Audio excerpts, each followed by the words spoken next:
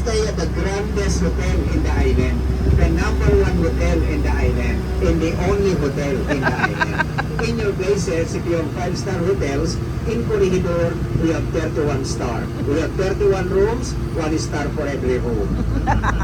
We have also a big swimming pool. It can occupy about 200. Standing ovation. Ano yung nakita nyo? Monkey? A lot of monkey. The map here in front. This is the map of the island. It is shaped like a tadpole, a baby frog. It has a tail and a head. Okay? No other shape. Is there another shape? No. Don't mention it. Okay. So it has a tail and a head. We arrive here the next section of the island at the north side of the island. This is the north side of the island facing Bataan Peninsula. So that's the mainland of Bataan where we can... Mitori, no relation to the former US President, Barack. Okay. And down to the right, inside the jungle, that's where the 9 electric trolley cars will pass through at that time. In front of the middle side, Asano Cemento. But the steel cars, Bethlehem Steel from Pennsylvania. Japanese Cemento, American Steel Car. Bomb crater down to the right. At the ground floor, that's where the recreational facilities. Second and third level, that's where the dormitory, double-deck beds. And the windows of this barrack, sliding windows made of capis, the shell. So we're now at the back view of the barracks. The front view is on the other side where the 9 electric trolley cars will pass through at that time. Okay, signboard, front right, under the tree. Middle side barracks, house of the 60th.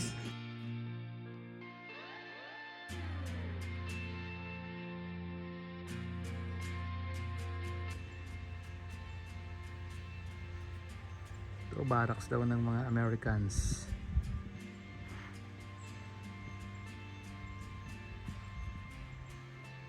Signboard, after the signboard. You can walk after the signboard. Stop, you can board the bus. You want to walk, it's okay. We'll pick you up there. Hi guys, nandito na tayo sa mga barracks ng mga Americans. Corregidor. Ayan. Actually, mayroon pa ron eh. Diba? Nalampasan na natin. So, yan yung mga barracks nila na nasira na. Ano tayo? Naiwanan na tayo. All guns put up by the Americans in this island was named after those American officers and memory of them. Like this one, it was named after 2nd Lieutenant Henry Way. He was killed during the Filipino-American War, 1899 until 1902. We fought also the early Americans at that time for 3 years. They called this, on that wall, the history of this gun battery.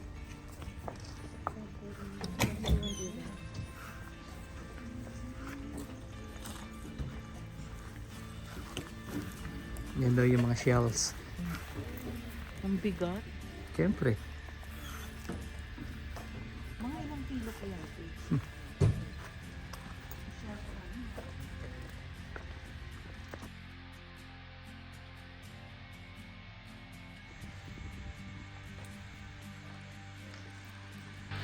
Lalagay lang sila ng bala tapos aalis na sila. Oo, lalagyan ko yung bala. That's the highest elevation of the gun.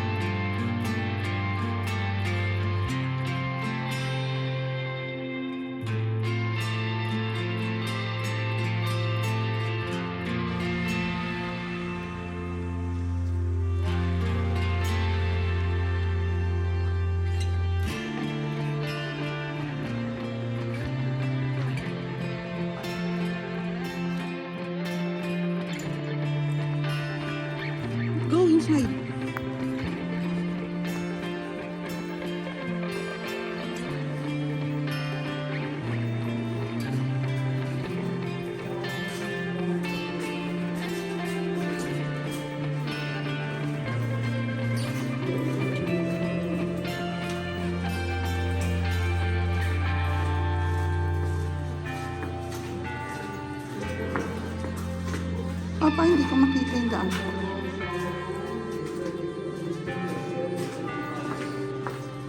Oh,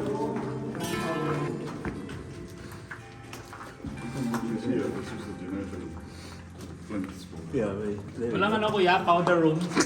Dito po, yan, generator room, shower room to the right. Ay, to the left, shower room yan. Ito ang share room, then powder room. We have also separate tunnels, separate passages, underground tunnels. So, ito po,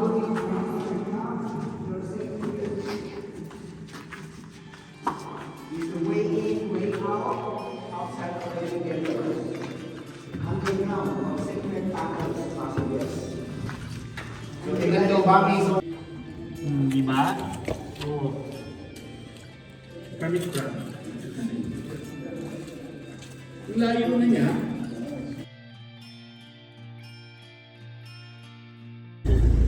And this gun was used in Cavite, Ternate, Cavite, when the Japanese positioned their guns in Cavite. The mortars, the battery way was used in Bataan during the Battle of the Points at the west coast of Maribeles. There's a live shell, 1,000 pounds of shell.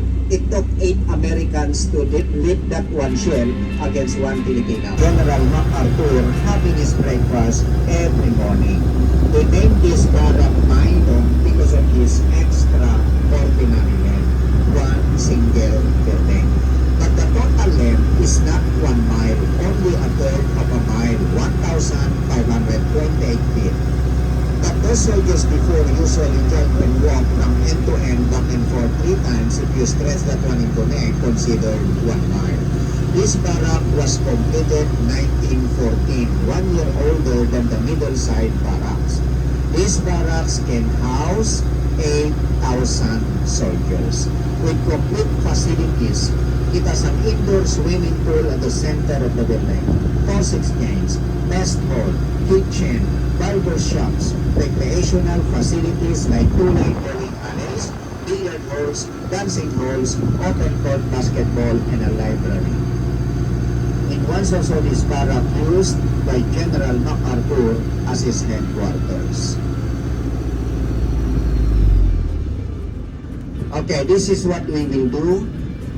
I'm gonna let you go down here. Those who wants to look inside the building, and we will go inside the museum. Then we will walk all the way up to the end of the memorial. The inside territory. The money.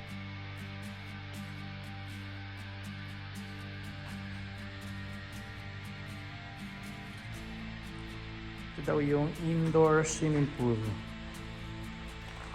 Yan.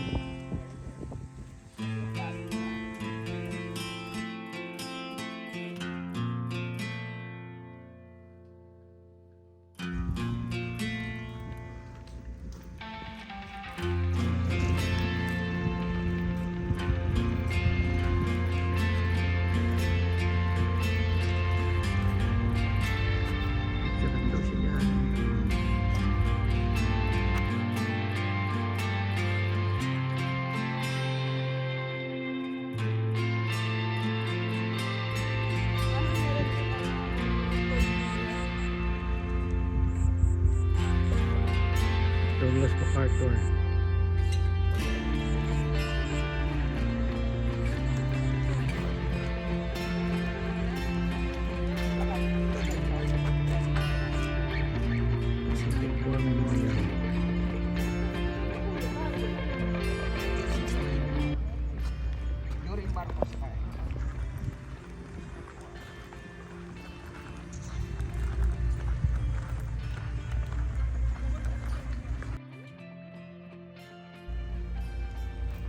Pasok na tayo sa Pacific War Memorial.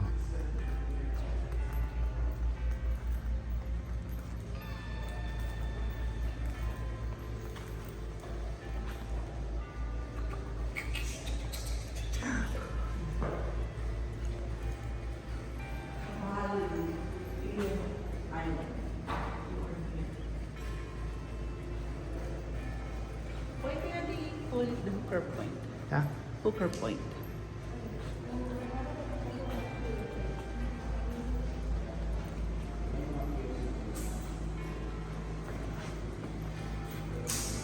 Wait.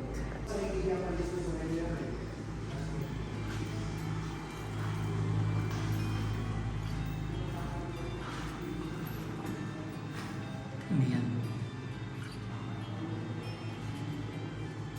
Replica.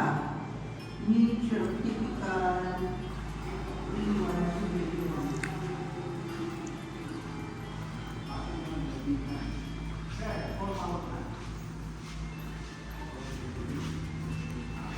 You see this one, right? We are right here. So this is the 4 power plant. Ice cold storage. This was the what do you call this will be shown with the power.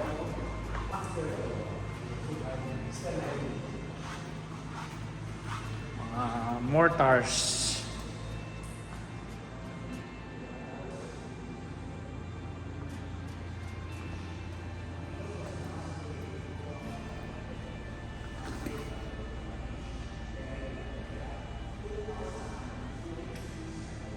Weapons of the World War II. 45. 30.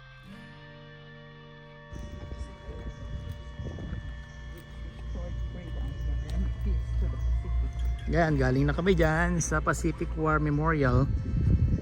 Dito na tayo pupunta. Parang dome. Pacific War Memorial tayo pupunta. Pacific Galing na War tayo sa Memorial. museum.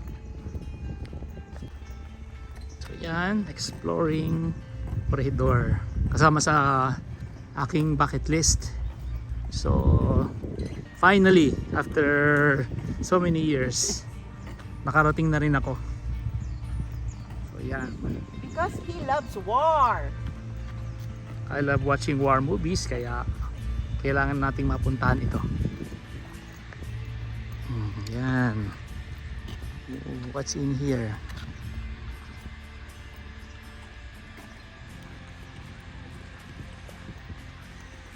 Sleep, my sons.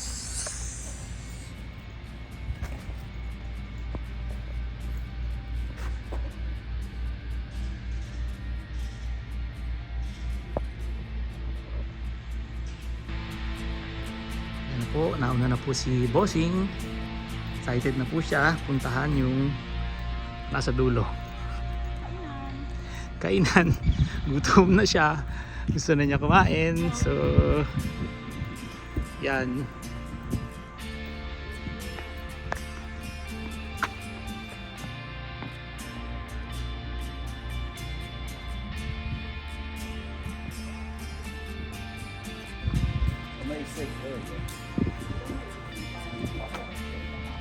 Bataan, Corregidor, Mindanao, Visayas Island. Balikpapan, no? Balikpapan.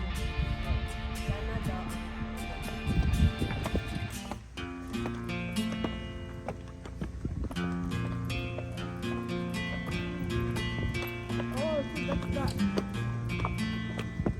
that's the Yung hooker point.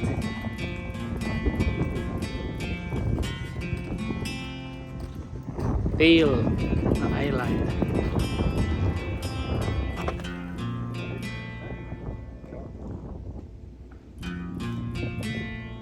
Yun yung hooker point. Hooker point.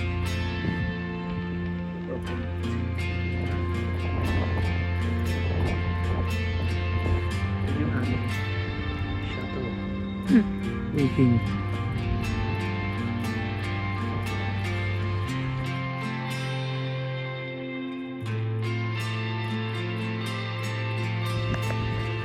Entrance daw ng Malinta. Malinta Tunnel. Hindi masyadong makikita. Ayan.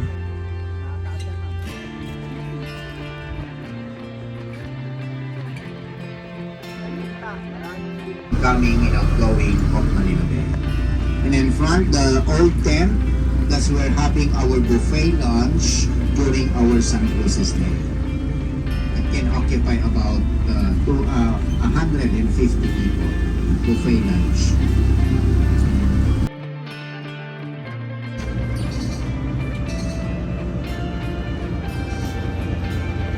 Battery Crockett.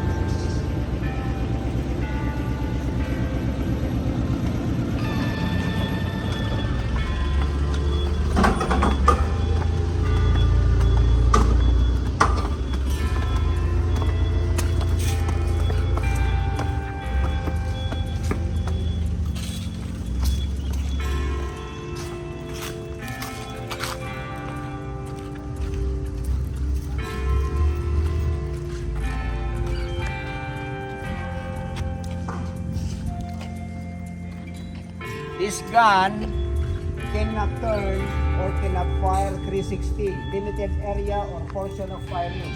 From that point up to that point alone, guarding southwest.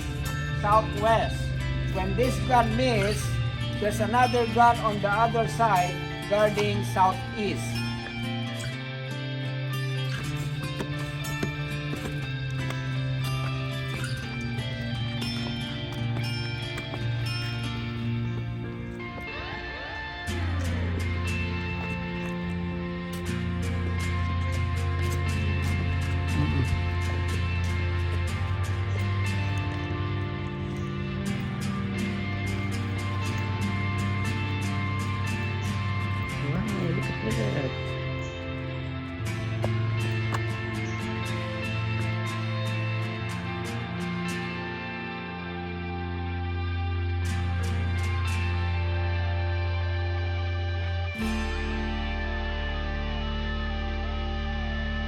Of the Filipinos at that time.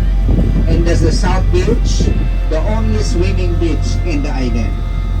Don't worry the sharks in Corregidor, they're all vegetarians. After lunch, you can go to the beach, you can pick some stones, different colors. Those are bloodstones. No, those are volcanic rocks. Pwede kayong manguha ng panghilod, may magaspang, may makinis, pang food spa, or pang aquarium. Black sand, that was lava sand because of the dead volcano right there. That's the 1 mile crater caldera of a dead volcano. Okay, so you're having your lunch. Ito lang daw ang only beach dito sa Corregidor. Yan. Yun daw yun. So dito tayo magla-lunch.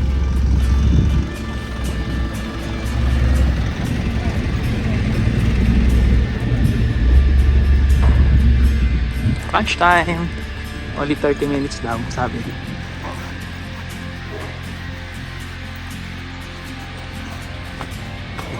A monkey. It's a monkey. Si mama. Ha?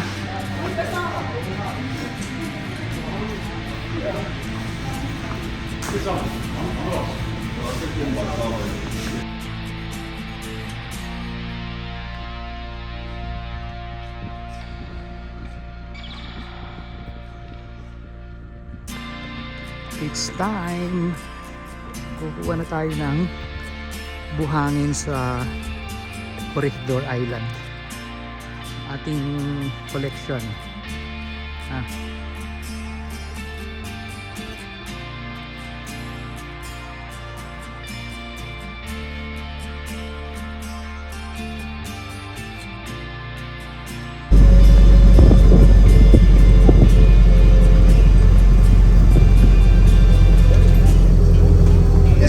In front is the depot of the LPG and the refinery at the Orion, Lamao, and Limay right there. Another Japanese tunnel to the right.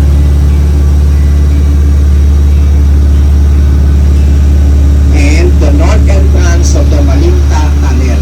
Inside the north entrance, that's where the 1,000-bed hospital. But the first hospital used by the Filipinos and the Americans before the war located at the middle side part of the island. When the Japanese bombed that hospital, they transferred by the Americans, and Corregidor is the biggest. All islands at the mouth of the bay was named after those American officers and memory of them. Like this island during the Spanish time, Corregidor; during the American time, Fort Mills; during the Japanese time, Homa Shima. It was named after General Masahiro Homa, Homa's Island. Next island is Caballo, Spanish for horse. It was named after General Hughes. General Hughes. Can you go straight to your right side? Can you see a little rectangle black one near the mountain? It's like a ship. That's not a ship. That's an island. During the Spanish time, it was an island. When the Americans occupied it, they made it flat up to its sea level, put concrete on top of it. 350 feet in length, 150 feet in height, 4 floors. It's like a building. It took the Americans 9 years to build that unpregnable, unsinkable battleship. They named that island El Fraile, the priest or the friar or fourth drum by the Americans. And another island to the right, the Scarabao Island, the water buffalo, Fort Frank by the Americans. Bigger guns than Corregidor. The Americans sailed this body of water here going to Manila. Those soldiers took a last glimpse of their island because they know will not see anymore their beloved island. When they reached Manila, again the soldiers was brought to the Japanese in Camp Coronel Capastarlac, joining the forces of the Death March. So the forces in Corregidor did not join the Death March, only the forces in Bataan, because the Death March was already over.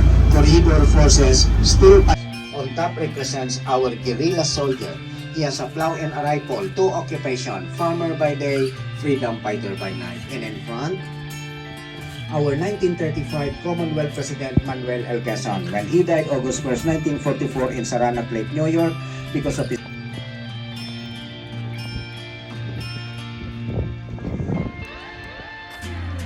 Philippine Revolt. Revolt. All ours revolting. Dedicated to the Philippine who knows how to die for freedom and liberty.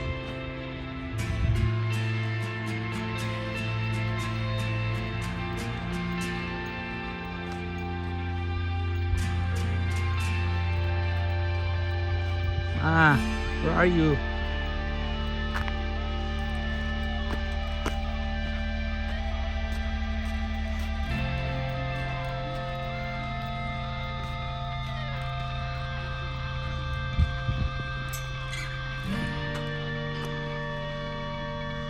in Japan, that is also fertility. O yung gusto humiling pa ng isang anak dyan, pwede pa. To your left side, the black marker to the left, that's the Wakayama Butay, 61st Infantry Regiment that attacked. Pwede na ba rito? Gusto nga kanina, dapat dun eh.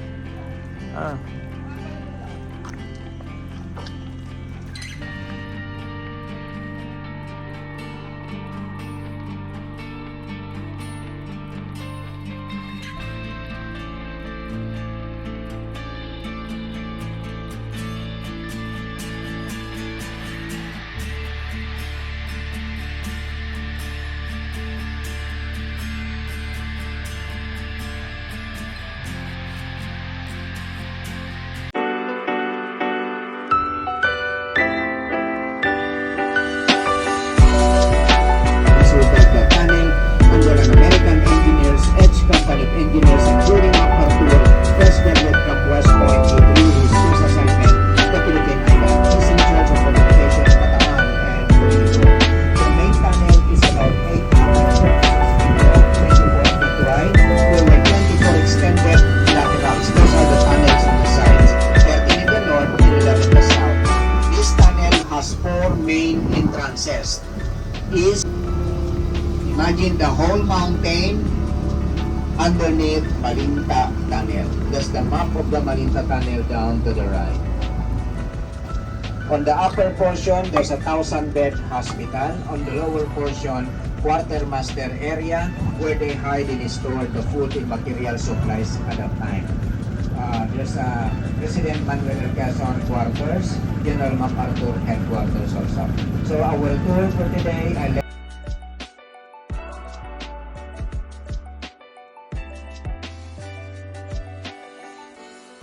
was totally covered with rocks. You can see a light from east to west because when the Americans came back, the Japanese blew up the tunnel because most of their ammunition, food, and material supplies was stored inside. They don't want what the Americans used against them. Also, when the Japanese moved out and surrendered, what the Americans did was they put gasoline in their guns. They covered it with TNT, the gunpowder, they ignited it with dynamite and grenades. So most of those 2,000 Japanese blew themselves up everywhere inside the tunnel. Okay, first lateral here, this was the lateral occupied by our Commonwealth President Manuel L. Quezon. Welcomed by General George Moore. They arrived here December 24 at 10 o'clock in the evening. They spent a mass. They spent Christmas inside the tunnel. But our president has a private nurse, meaning he always coughing because of the situation inside the tunnel. His sickness already aggravated. So the U.S. president ordered Quezon to evacuate Corregidor and seek medication in the U.S. But unfortunately, he died August 1st, 1944 in Saranac Lake, New York. He did not see the final redemption of his sons. Okay, next lateral here. You can see on top of the table, telephone, typewriters, mic stand, steel cabinet, and the chairs. Those are the ones they used before. So those are the original ones. If you want to see them working, you can come back here 12 midnight tonight. This lateral here, that leads to the 1,000-bed hospital. But I cannot show you anymore the 1,000-bed hospital. Headquarters of General George Moore. He was the Harbor Defense in Command in the island at that time. He graduated in Aggie Master School in Texas. If you're not from Texas, you cannot enter his lateral. Unless you are a beautiful lady, you can come in anytime. Fort Mills Hospital lateral. This is not the hospital inside the tunnel. This only represents the situation inside the 1,000-bed hospital. But this whole lateral here was the headquarters of General Douglas MacArthur. General MacArthur, when he departed the island, the back served as the secret passage, which connects all extended laterals or the northern side, and served also as an air ventilation, because there are air vents on the sides, and those air vents before has a big fan. So when the blower pumps the air, goes to that parallel tunnel and distribute to the extended laterals. Air ventilation. So it's not hot or humid inside the tunnel because of those air ventilation. And that parallel tunnel was the MacArthur Escape Tunnel. Secret passage of MacArthur when he left going to Australia. So if you want to go to Australia now, just pass through that tunnel. Okay, next lateral here. This is General Douglas MacArthur. This is General Wainwright. This is what I told you earlier, that MacArthur was about to depart for Australia because he was given 3 orders. So he summoned Wainwright from Bataan to come to Corregidor and gave the full command of all American forces and promised Wainwright that when he come back, he promote him to Lieutenant General. Came from. It was here inside, one of the radio room inside this tunnel when Bataan surrendered to the Japanese. The Voice of Freedom, the #1 radio station in America, the Voice of America. You can see some soldiers drinking, playing cards, and dancing with the nurse. This represents there's a grand party done inside Malinta Tunnel.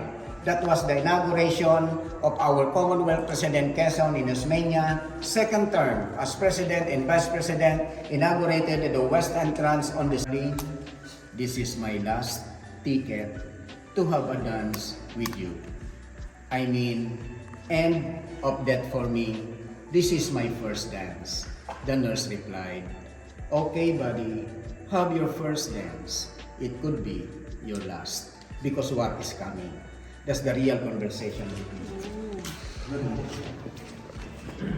The sense that the Japanese occupied also Malinta Tunnel for 3 years from 1942 to 1945, served as their hiding place, storage for food, materials, equipments, ammunition, or maybe part of the Yamashita treasure.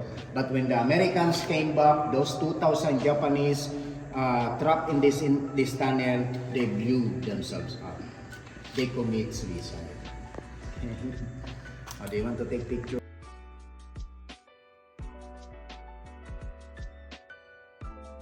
All laterals was destroyed.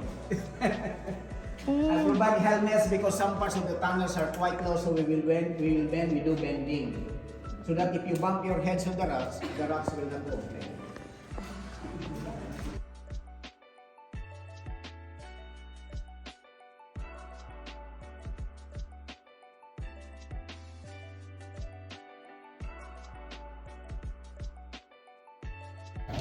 Yan, galing na tayo sa Malinta Tunnel.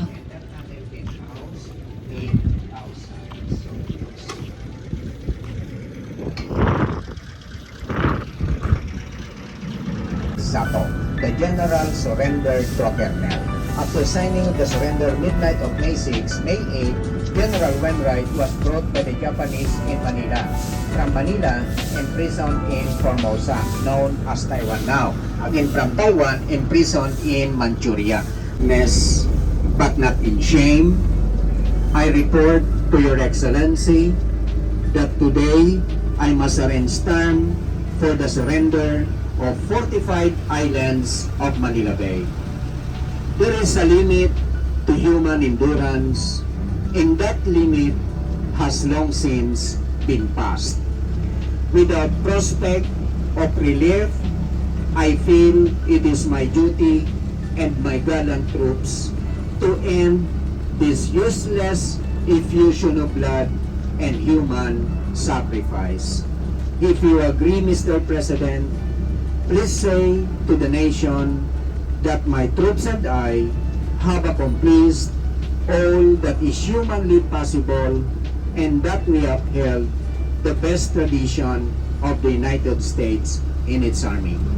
May God bless, protect you, and guide you in the effort to ultimate victory. With profound regret and continued pride with my gallant troops, I will go to meet the Japanese. Goodbye, Mr. President. Goodbye. Signed, Lieutenant General Jonathan Mayhe Wainwright, May 6, 1942, Corregidor Island, Philippines. End of the message. It took me 5 months to memorize that one.